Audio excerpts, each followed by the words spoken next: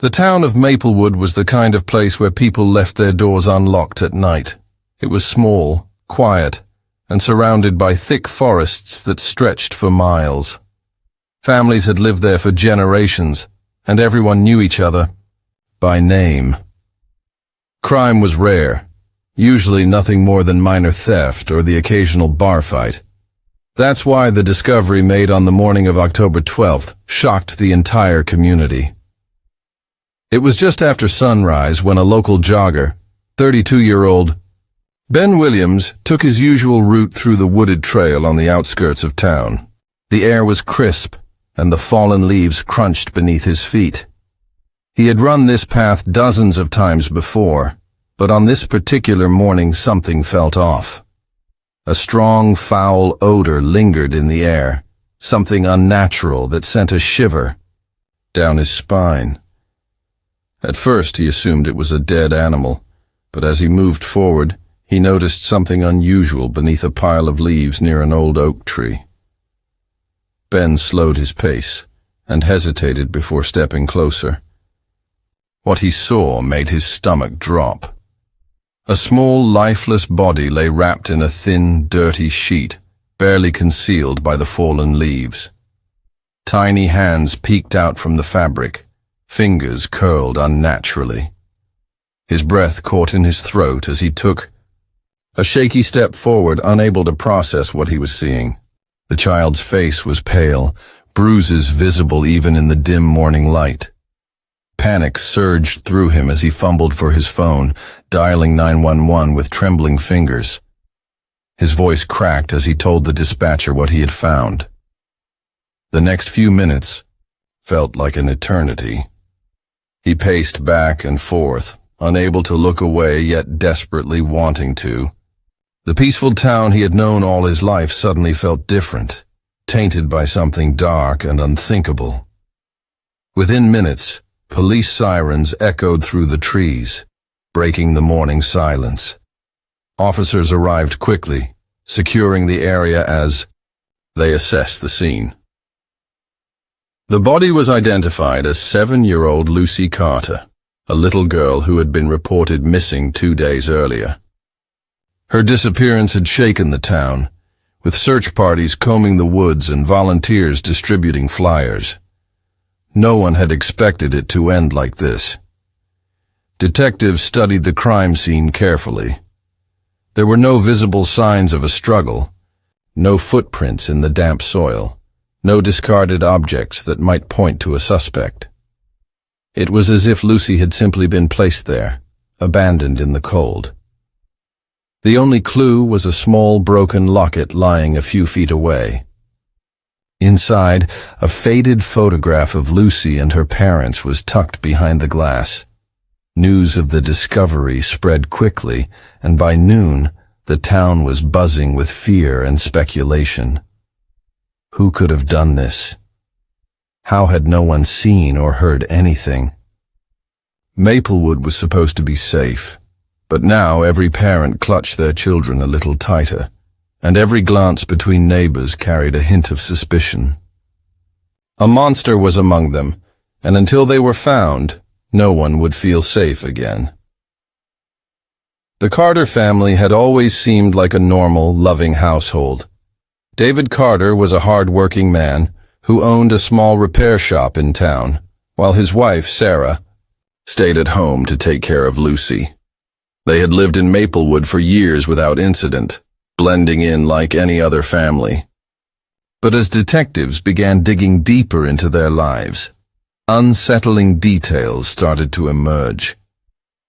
Neighbors who had initially expressed sympathy for the grieving parents soon began to share whispers of troubling incidents they had witnessed.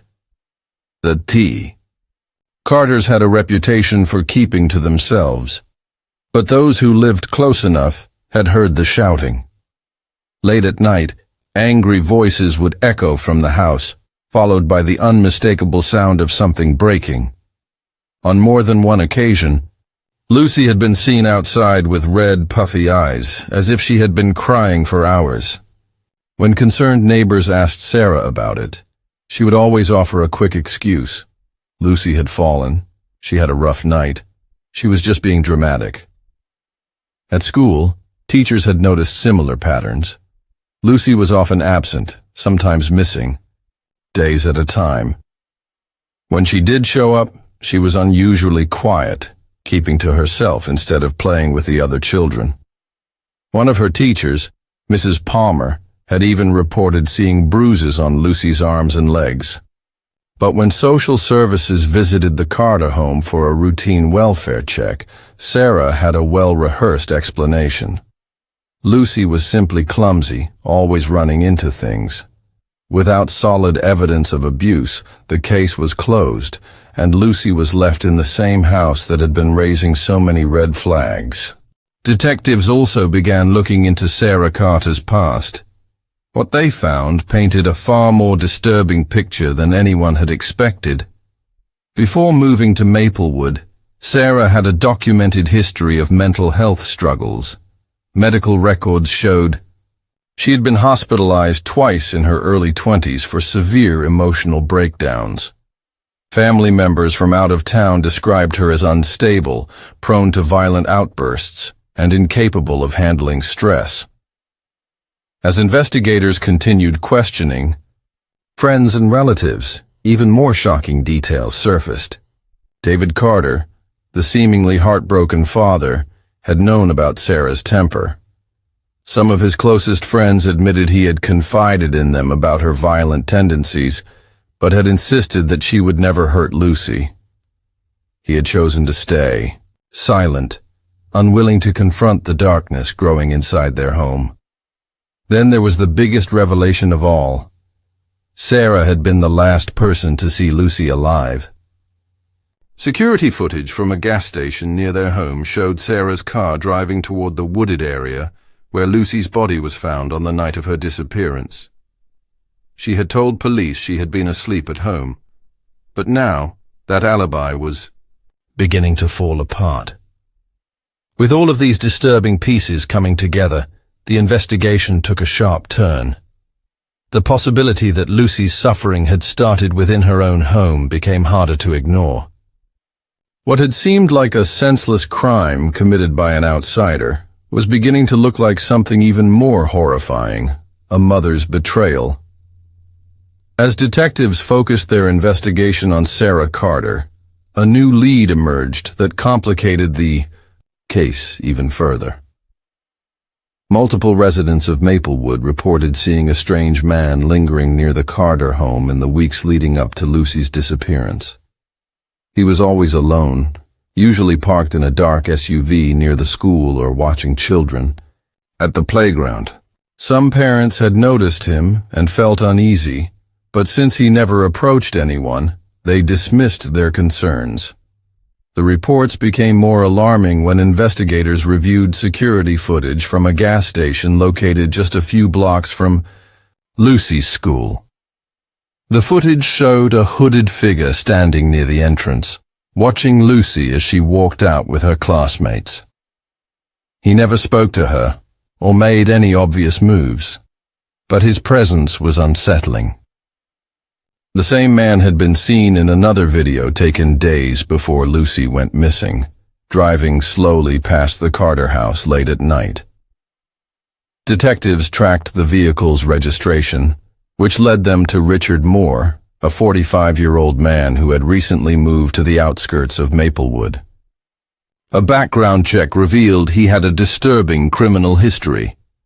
He was a registered sex offender, previously convicted for crimes against children in another state.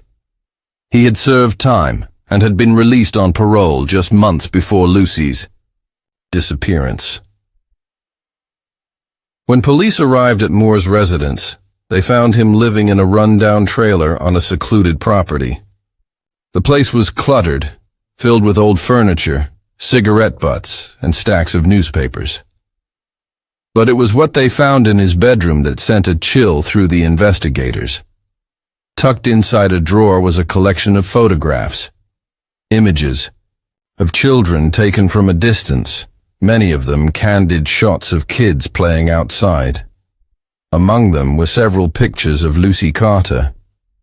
Even more disturbing was what they found inside a small wooden box under his bed. It contained strands of blonde hair wrapped in tissue, a child's hairbrush, and a tiny pink ribbon similar to the ones Lucy often wore in her hair. There was also a notebook filled with unsettling writings about children, though nothing explicitly referenced Lucy by name. Moore was immediately taken into custody and interrogated for hours. He denied any involvement in Lucy's death, insisting he had never met her and had no idea why he had been arrested. When confronted with the photographs, he claimed he was simply a collector of old pictures, not a criminal. Detectives pressed him harder, questioning his whereabouts on the night of Lucy's disappearance. But he provided vague and inconsistent answers. With his disturbing past, the photographs, and the eerie items in his home, investigators were convinced they had found their prime suspect. The town of Maplewood breathed a small sigh of relief, believing that the monster who had taken Lucy was finally behind bars. But just as police were preparing to charge Moore with Lucy's murder, forensic results from the crime scene revealed something that turned the case upside down. The DNA found on the sheet wrapped around Lucy's body did not belong to Richard Moore. It belonged to someone much closer to home. The forensic report changed everything. Investigators had been certain Richard Moore was their man, but when the DNA results came back, they told a different story. The material recovered from the sheet that had been wrapped around Lucy's body didn't match Moore at all. Instead, it matched Sarah Carter. Detectives had already suspected Lucy's mother of hiding something, but now they had undeniable proof that she had been involved. The discovery sent shockwaves through the investigation. If Sarah had touched that sheet, it meant she had been with Lucy after she went missing. And if she had been with Lucy after the town had already begun searching for her, then she had been lying to everyone from the start. Sarah was brought back in for questioning, and this time she wasn't as composed as before. When detectives confronted her with the forensic evidence, she became defensive, shifting in her chair and avoiding eye contact. She claimed she had no idea how her DNA had ended up on the sheet, and suggested it might have been from their home before Lucy was taken. But investigators weren't convinced. The sheet had been soaked in blood. Someone had wrapped Lucy in it after she had already been hurt. As detectives pushed harder, Sarah's explanations became more erratic. She changed her story multiple times, contradicting herself in ways she didn't seem to realize. Then, when investigators told her they were considering charging Richard Moore with Lucy's murder, her reaction was unexpected. Instead of relief or agreement, she hesitated. It was a brief moment, but it was enough for detectives to sense that something was very wrong. Then came the final breakthrough. Security footage from a traffic camera located miles away from the Carter home showed Sarah's car heading toward the wooded area where Lucy's body had been found. The footage was taken at 2:37 a.m., the night Lucy disappeared. It directly contradicted Sarah's claim that she had been asleep at home. When she was shown the footage, she broke down. Through tears, she confessed. But her story was even worse than investigators had imagined. Sarah admitted that Lucy had not been taken by a stranger. The abuse had been going on for months, hidden behind the closed doors of their home. Lucy had always been a quiet, obedient child, but one night she had refused to listen. Sarah had lost her temper. What started as another cruel punishment escalated until Lucy stopped moving. When Sarah realized what she had done, she panicked. She wrapped Lucy's body in a sheet and drove her out to the woods, too afraid to face the consequences. She left her there in the cold, alone, and returned home as if nothing had happened. The next morning, she played the role of a grieving mother, crying for the cameras, pleading for answers she already had. Richard Moore had been a terrifying coincidence, a man with a dark past who happened to be in the wrong place at the wrong time. The real horror had been inside Lucy's own home all along. Sarah Carter's arrest sent shockwaves through Maplewood. The town had spent days fearing a monster lurking in the shadows, only to discover that the true horror had been inside Lucy's own home all along. People struggled to comprehend how a mother could be capable of something so cruel. Many refused to believe it at first, clinging to the idea that there had to be another explanation. But as more details emerged, the truth became undeniable. This trial became the most talked about case in the town's history. The courtroom was packed every day, with reporters covering every development. Prosecutors painted a chilling picture of a mother who had inflicted months of silent suffering on her own daughter, while the defense tried to argue that Sarah had suffered from untreated mental illness, leading to an unintentional tragedy. Then came the testimony that sealed her fate. Medical examiners detailed the extent of Lucy's injuries, revealing that she had suffered long before the night she died. Old fractures, bruises in different stages of healing, and clear signs of prolonged abuse shattered any illusion that her death had been a sudden accident. It was no longer a question of whether Sarah had killed Lucy. It was a question of how long the little girl had been suffering before it finally ended. As the trial progressed, attention turned to David Carter, Lucy's father. He had presented himself as a grieving parent, devastated by the loss of his daughter. But questions soon arose about how much he had really known. Investigators uncovered text messages between him and Sarah, conversations where he acknowledged Lucy's injuries, but chose to ignore them. He had known, at least to some extent, that his wife was hurting their daughter.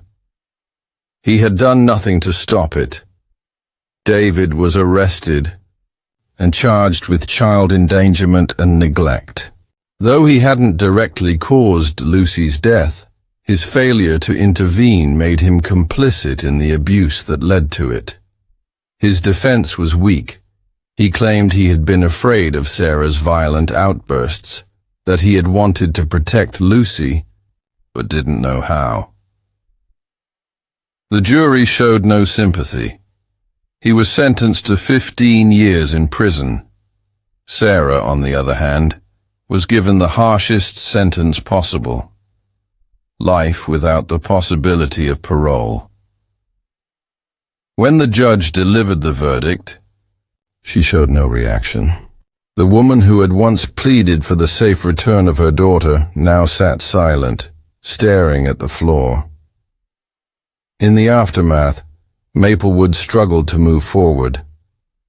A small memorial was built near the woods where Lucy's body had been found, a place where people could leave flowers, teddy bears, and handwritten notes. Parents held their children a little closer, haunted by the thought that something like this had happened in their town without anyone realizing it.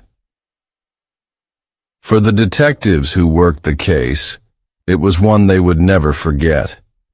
It was a reminder that sometimes the worst monsters aren't strangers in the night. They're the ones living inside the walls of a home, hiding behind the illusion of normalcy, until the truth finally comes out.